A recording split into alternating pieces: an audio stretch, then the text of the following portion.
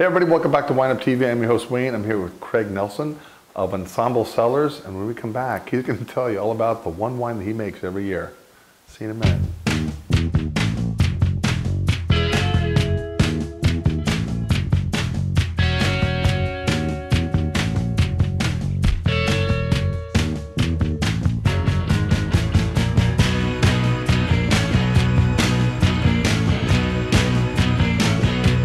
Hello everybody, welcome back. Craig Nelson.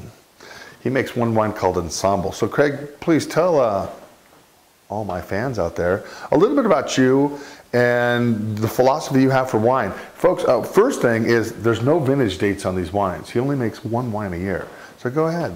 So we make about 400 cases of wine. I'm making that much wine because it takes about 9 to 10 tons of fruit to get me the complexity I need to make this quality that I need. Now, I'm trying to make a wine that reminds me of some very high-end wines that I can't afford anymore. We moved here in '02, and so we've been making wine for about 9 years, and we just released our 5th wine. So that's one wine a year, 9 years, just released our 5th wine. It doesn't really make sense, right? So what I do is I blend 3 vintages in every release. So this is release 4. It's 05, 06, 07.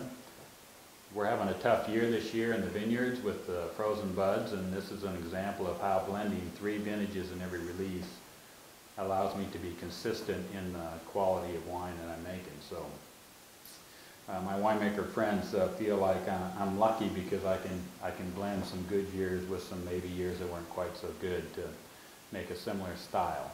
So it's more, what I do is more like making a Blanc de Blanc or a regular champagne in France, where they blend vintages and blocks within vintages to get the same style year to year to year to year, and that's what I'm trying to do.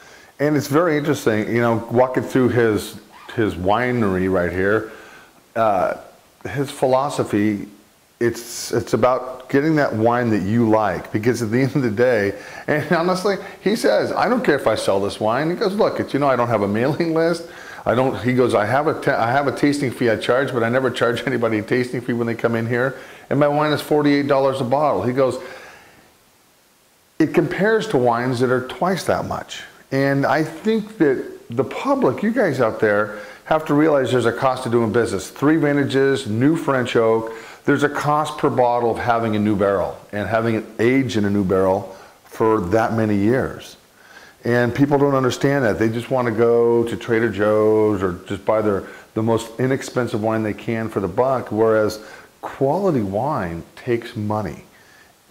I had a wine shop for a few years, so I tasted 300 to 400 wines a month, and every month for many years. And anybody that's done that knows that there are years where you can get a fairly low priced wine from a specific winemaker that's really good, unbelievable value. The next year it's not unbelievably good.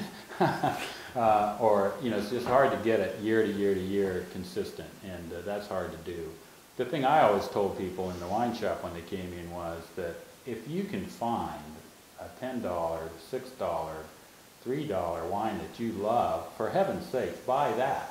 I mean, absolutely, because it's, I think what you'll find, and I saw this for many years in the shop, as people would start tasting wine, learning about wine, trying a Beaujolais and a different, you know, the different kinds of wines from all over the world, their palates change. And that's what happened to me. My palate changed. I mean, I moved from hot jammy zins 30 years ago to Bordeaux blends later on, and then to expensive Bordeaux blends. So I mean, I love Chateau Margaux and Cayman Special Select and Joseph Phelps Insignia, and those wines are hundreds of dollars a bottle. I can't afford it. I'm retired, so I'm making one that reminds me of those wines in a good year. And I think it's brilliant how you do blend vintages. Like at any given time, if you have a challenging vintage like this year is going to be, even 2010 was a little bit challenging with the extraction of the color.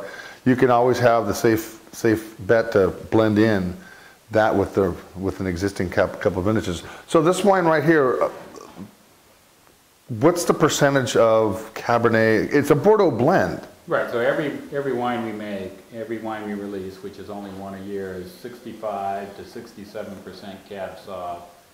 It's always 13 to 17% Merlot and Cab Franc, and then a little Petit Verdot. So single-digit Petit Verdot.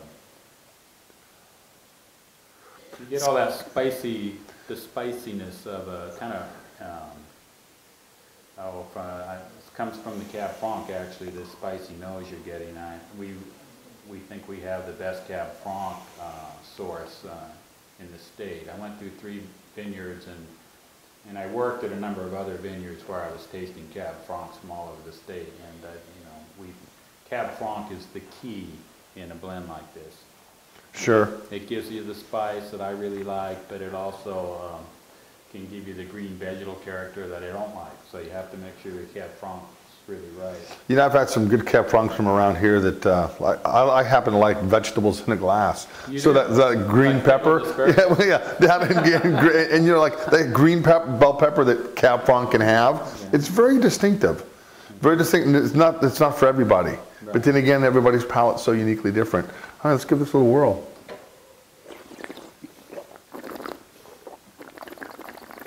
Here, it's spit bucket. I don't spit. I'm joking. I'm a real man. I used to have the big spit buckets, but what's one wine? They weren't. I was cleaning like a big thing every time for one spit in there. And most people didn't spit, so I started using cups. Outthinking things, I like that. I like how your wine, like you said, it's very integrated to tannin wise, so it's not over the top, tannic. It kind of sneaks up on you. It's got a real nice nose. The fruit is. It's right there. It's rich it's such a good food wine with the acid. You feel the acid on the back. Absolutely. Yeah, it's. And you can still taste it. Certainly the French oak is there, but it's very subtle, integrated kind of tannins, but you still get the complexity and length that I want. I could release the wine earlier and be much more intense, more kind of raw, bitey, edgy kind of things, but I'm looking for this ensemble, smooth, kind of balanced wine. You know how musical ensemble, like a jazz band, you know, sometimes the drummer's just too loud. It's like, you know, the oak sometimes is too raw, you know, it's just too edgy. But that drummer just back off to be a perfect sound. Mm-hmm. That's what I'm trying to do with wine. Just make this balanced, smooth blend. There you go. You know, it's pretty cool. Plus, you play the violin too, don't you? Yeah, I play in the symphony here, and I played for many years on the west side. There you go. Grew up in Portland, Oregon. Wilson High School. Beaverton High School. Yeah. I like that. Now, Walla Walla. So he had his retirement home built, his sailboat and everything, except it rained too damn much in Gig Harbor. It rained 30 inches the year we moved from Gig Harbor to Walla Walla in 2002. Honestly, from January 1st to April 1st, we had 30 inches of rain. And all I was doing was cleaning the mold off the boat.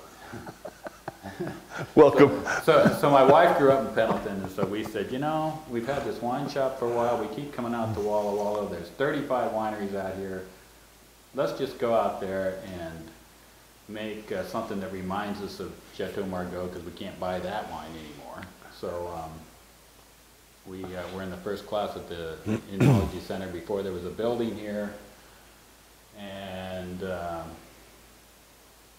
just started blending wines, and 3 years later we released our first wine. Excellent. So the one we just had was a lot number. Release number 4. Release number 4. The first 3 wines, release 1, 2, and 3, have been sold out for some time, but we still have them available in a library format. They're still going strong. These wines will easily age 10 years. So if you get a chance, I don't distribute the wine, but some wine shops have it. So I'll give you a hookup. I'll put your email address on our video. And if you guys want to ever come out here and talk to Craig, and he's more than happy to show you what he's got going on. It's right next to the airport. The airport's like 100 yards away from here. Yeah, just come past the terminal building. When you see the control tower, turn right. And then you have to call me because I'm open by appointment. Yeah, there you go. What a cool little concept. Non-vintage wines, blending 3 vintages together. I don't know of anybody around here that's doing that. I don't know anybody in the world that represents 3 successive vintages every release. So I drop a year and add a year. Every wine release shares 2 vintages with the one next to it. And I've been doing that for quite a while now. And for a little footnote, for those of you that want to call him up, you can never taste it. He does about 75 cases of Blanc de Blanc sparkling wine, only because he likes Chardonnay, 100% Chardonnay sparkling wine, and this is what he's going to do. So again, you know, you have a vision, and you're doing it for your own self. And like you said, I don't care if people buy my wine, because it's going to sell. You know, well, if you like this style, and it's a pretty unusual style, really. I mean, you taste most wineries in the valley here. It's certainly it's pretty unusual style, and it's consistent year to year to year. Yeah, and I tell you, it's really cool. Craig, thank you very much for taking the time out of your busy day. Well, you know, I've got to do some paperwork, and then I was going to play golf. It looks like I might have a thunder shower, so I don't like playing golf every day anyway, so I get to come over here and sleep. Sure, there you go. Just get out of the way. Yeah.